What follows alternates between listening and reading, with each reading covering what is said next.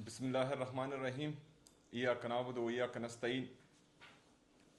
तमाम मेरी काबीना को और जितने भी हमारे सेक्रेटरीज बैठे हैं सबको अस्सलाम वालेकुम व रहमतुल्लाहि व बरकातहू। जैसा कि आप सबको मालूम है कि कल एक दफ़ा फिर वफाकी हुकूमत की तरफ से पाकिस्तानी कौम पर पेट्रोल का और डीज़ल का बम गिराया गया है। और उधर मीटिंग में भी मैंने ये कहा था कि मतलब जो टारगेटेड ऑडियंस को हम सब्सिडी देने जा रहे हैं, तो पाकिस्तान की तकरीबन 45% पॉपुलेशन जो है वो अभी पॉवर्टी लाइन से गुर्बत की लकीर से नीचे आ चुकी है, और ये तकरीबन 10 करोड़ लोग बनते हैं पाकिस्तान की टोटल आबादी का। तो ये जो इम्पैक्ट है महंगाई का, ये हमारी इन गरीब आवाम पर जो तकरीबन अभी 45% तक पहुंच चुकी है, इसके बाद मिडिल क्लास, और मैं बहसीयत वज़ीर आला ये जो महंगाई आ रही है इसका बोझ बर्दाश्त नहीं कर पा रहा। तो आम आवाम जो हैं, जो हमारी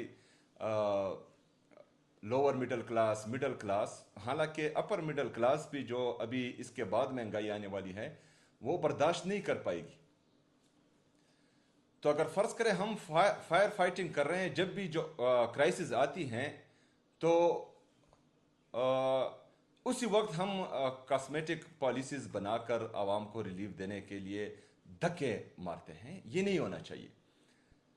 एक कौम तरक्की तब करती है जब उसकी लीडरशिप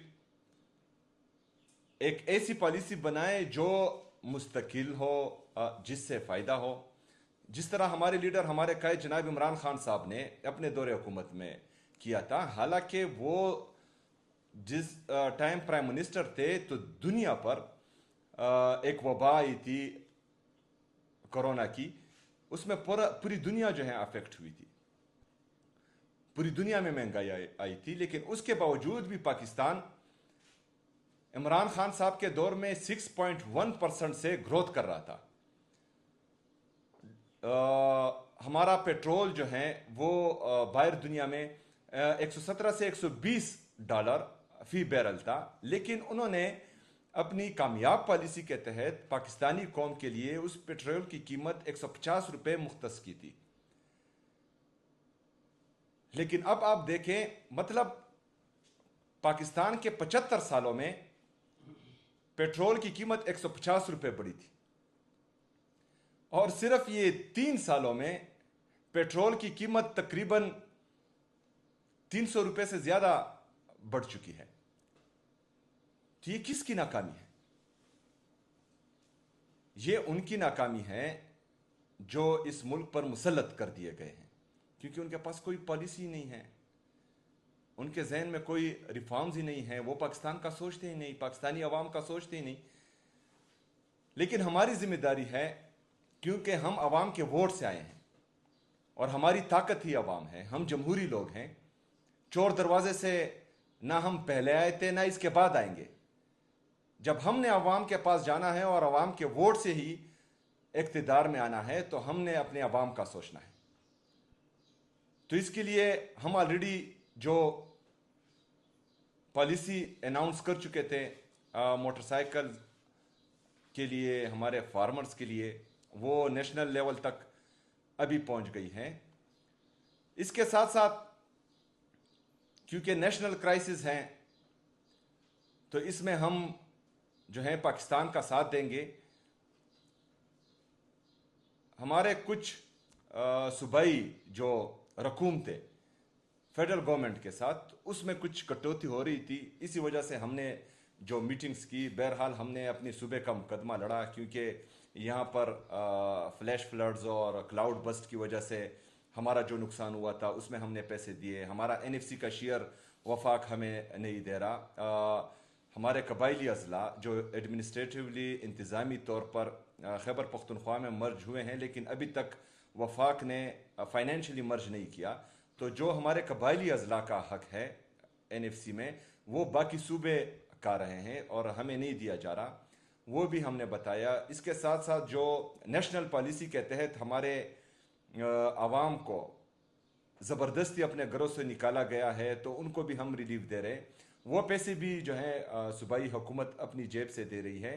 اس کے ساتھ ساتھ نیشنل پالیسی کے تحت دوبارہ دہشت گردی نے سر اٹھا لیا ہے تو اس کو بھی جو ہے ہم کاؤنٹر کرنے کی کوشش کر رہے ہیں اور اس پر بھی ہمارا کافی سارا پیسہ لگ رہا ہے. تو یہ ساری باتیں جو ہیں ہم نے ان کے سامنے رکھی اور جو ان کا ارادہ تھا ہم پر کٹ لگانے کا تو وہ ہم نے انتہائی درجے مینیمائز کر دیا. مزمل اسلم صاحب بھی وہاں پر موجود تھے, انہوں نے بھی بہترین مقدمہ لڑا. میں ان کو بھی خراج تحسین پیش کرتا ہوں. تو ہم نے یہاں پر خیبر پختونخوا کی حکومت ہمارے ساتھ ہیں. ہم نے خیبر پختونخوا کی عوام کے لیے ہم سے جو ہو سکے وہ بہترین ریلیف دینا ہے اور اس کے ساتھ ساتھ خیبر پختونخوا کی عوام کے ساتھ ہم نے پاکستان کا مقدمہ بھی لڑنا ہے, کیونکہ ہم سمجھتے ہیں کہ جو عوامی مینڈیٹ کے ساتھ آتے ہیں وہ پاکستان کا ہی سوچتے ہیں, لیکن جو چور دروازوں سے آتے ہیں ان کو صرف جو ہے اپنے لیے جہاز خریدنے کے لیے کا موقع ہی ہوتا ہے, باقی جو ہے وہ عوام کا نہیں سوچتے. نیشنل یا وفاقی حکومت اس کو چاہیے پالیسی بنائیں پاکستان کے لیے, کیونکہ ہماری جو فارن ریزرو ہے اگر فرض کریں اسی طریقے سے ہم پیٹرول خریدتے رہیں اور ہمارے ٹریڈ ڈیفیسٹ ہے پاکستان میں, تجارتی خسارہ دن بدن بڑھتا جا رہا ہے کیونکہ ایکسپورٹ ہے ہی نہیں اور امپورٹ دن بدن بڑھتا جا رہا ہے. جو ہمارے ساتھ آلریڈی ڈالر ہے تو وہ امپورٹ کرنے میں ملک سے باہر ہی جائیں گے, تو اس سے جو امپیکٹ پڑے گا ہمارے روپے کی قدر کم ہوگی, اس سے مزید مہنگائی آئے گی. جو ہمارے پیٹرول اور ڈیزل کے پرائسز بڑھے ہیں اس سے بجلی بھی مہنگی ہوگی, مزید عوام پر بوجھ آئے گا, انفلیشن بھی ہوگی, ان امپلائمنٹ بھی ہوگی.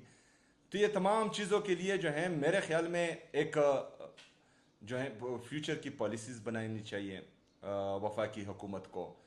کوئی پلان سامنے لانا چاہیے, فائر فائٹنگ نہیں ہونی چاہیے. جس طرح عمران خان صاحب نے پاکستان کا جی ڈی پی گروتھ 6.1% پر لے کر گئے تھے, ہمارا انڈسٹریل گروتھ ہو رہا تھا, ہمارا ایگریکلچر گروتھ ہو رہا تھا, ہماری ریمیٹنسز پاکستان کی تاریخ میں پہلی دفعہ تقریباً $33 بلین تک پہنچ چکے تھے. ہمارا ٹریڈ سرپلس تھا کیونکہ ایکسپورٹ زیادہ ہو رہی تھی, امپورٹ کم ہو رہی تھی اور پاکستان ترقی کر رہا تھا.